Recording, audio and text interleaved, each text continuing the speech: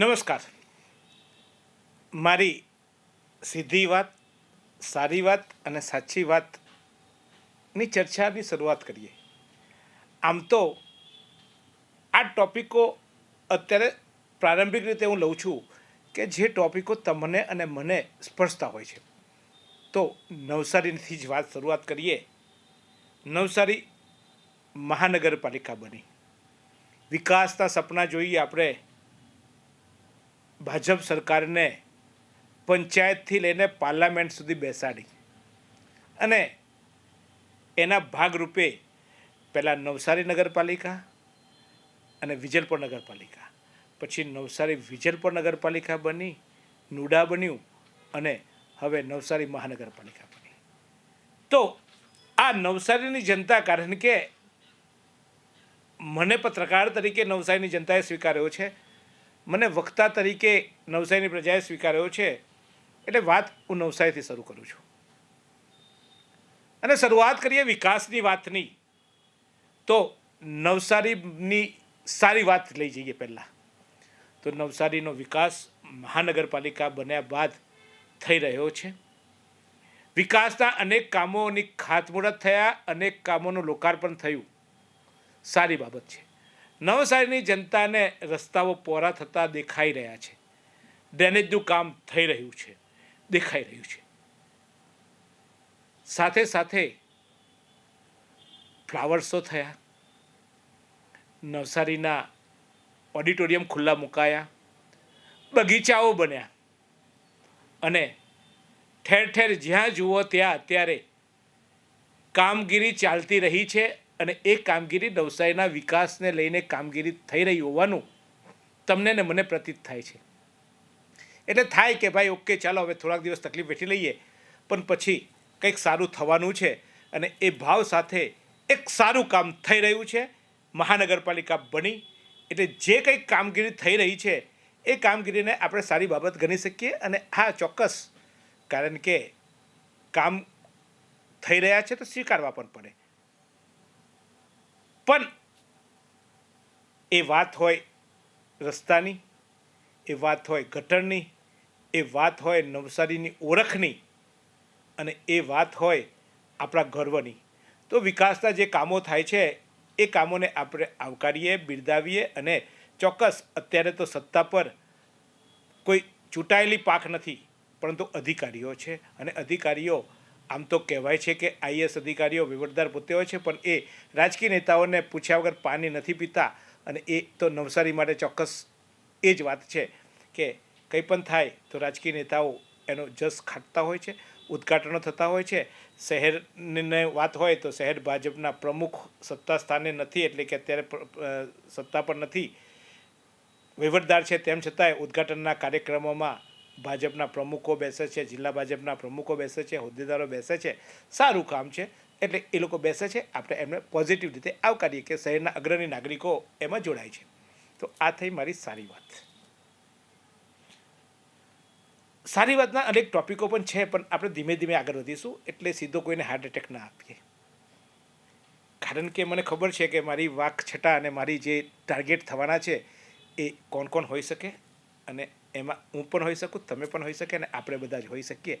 સારી વાતમાં વખાણ કરવામાં એવું થાકો એમ નથી. વખાણ પણ એટલા સારા કરીશું અને સારા કામ હશે તો બે હાથે સલામ મારીશું. તો અત્યારે તો માત્ર વિકાસની એક પ્રારંભિક વાત કરું છું, એટલે સારી વાત છે. પણ હવે વાત કરવી છે સાચી. તો આ જે વિકાસ છે એ વિકાસ ખરેખર સાચો વિકાસ છે. શહેરની જનતાને અત્યારે પાણીની જરૂર છે કે બગીચાની જરૂર છે? શહેરની જનતાને અત્યારે રસ્તાની જરૂર છે કે પછી લુન્સીકુઈ પર 2.5 કરોડના ફ્લાવર શોની જરૂર છે? શહેરની જનતાને સારું ખાવાનું મળે, સારું પાણી મળે, સારી હવા મળે, એની જરૂર છે કે ગીતા રબારીના નામે પતંગ ચકાવતી હવામાં જે ધૂળો ફેલાઈ અને જે હવામાં પૈસા ઉડ્યા એની જરૂર છે? તમે નવસારી જનો જ છો, તમે કહો, તમને અત્યારે તમારા ઘરે જે પાણી આવે છે એ પાણી સીધું તમે નળથી પી શકો છો? તો તમને જરૂર છે નવસારીમાં સારા પાણીની, કે એ પાણીના માટે તમારે આરો પ્લાન્ટ ના વસાવવો પડે, અથવા તો પેલા જે આરો પ્લાન્ટના નામે ઘેર ઘેર કેલબાઓ આપી જાય છે એ પાણી આપણે પીએ છીએ. તો એ પાણી બંધ થવું જોઈએ ને. જરૂરિયાત આપણને એની છે ને. સાચી વાત હોય તો તમને યોગ્ય લાગે તો કોમેન્ટ કરજો કે પાણીની જરૂરત પહેલી છે ને.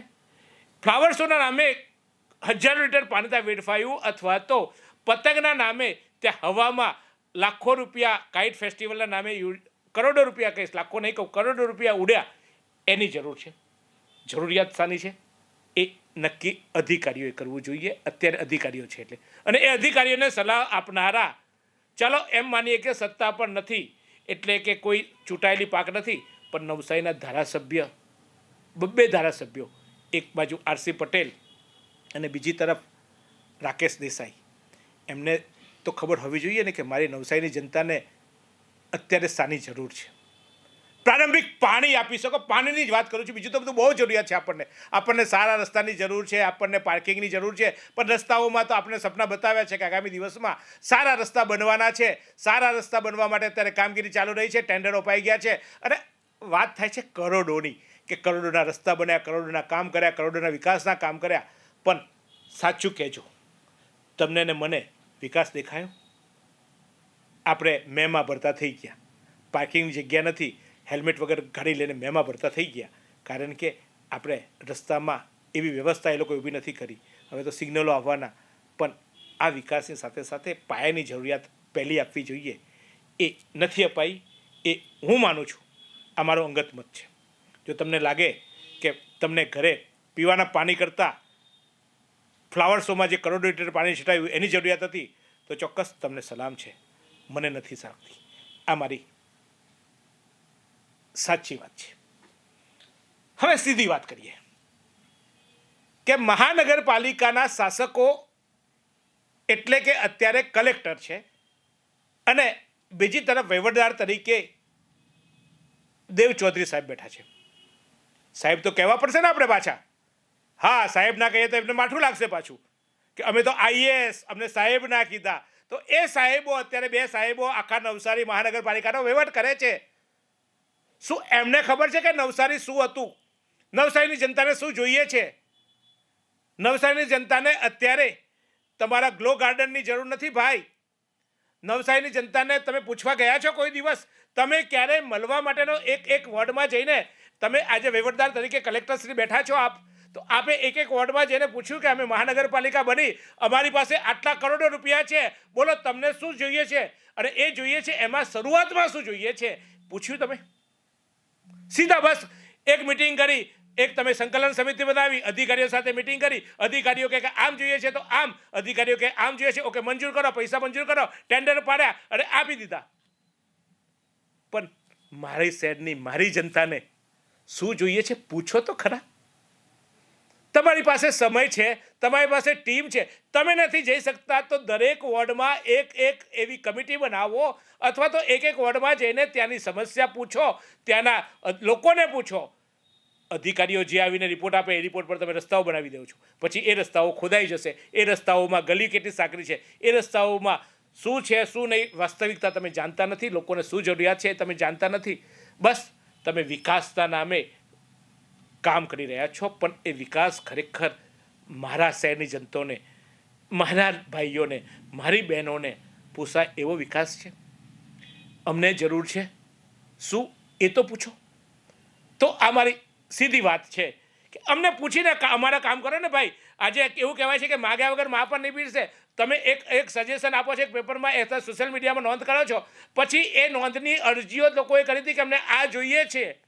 ગયા બજેટમાં પણ કહેવામાં આવ્યું હતું કે અમને આ જોઈએ છે. એ ખાલી માત્ર ઔપચારિકતા ના કરો પ્લીઝ. આવો, સંવાદ કરો, ચર્ચા કરો, અને પછી કામ કરો ને. તમારી પાસે પૈસા છે, સત્તા છે, તમારી પાસે ટાઈમ છે, અને અત્યારે તો તમને કોઈ નડતર પણ નથી. આપ કલેક્ટરશ્રી છો, આપ વહીવટદાર છો, અને આપના વહીવટમાં જ આ કામ થવાનું છે. અને સાથે સાથે દેવ ચૌધરી કમિશનર છે, તો બેની સંકલનથી કામ થઈ જવાનું છે, ફટાફટ કામ થઈ જવાનું છે. કદાચ બોડી આવશે તો કામ નહીં થાય.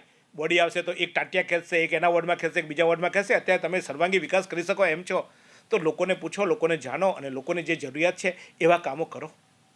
કારણ કે તમે જે કામો કરો છો, જે પૈસા વાપરો છો ને, છેવટે અમારા પાસેથી લેવાયેલા વેરા અથવા તો આડકતરી રીતે લેવાયેલા ટેક્સના પૈસા છે.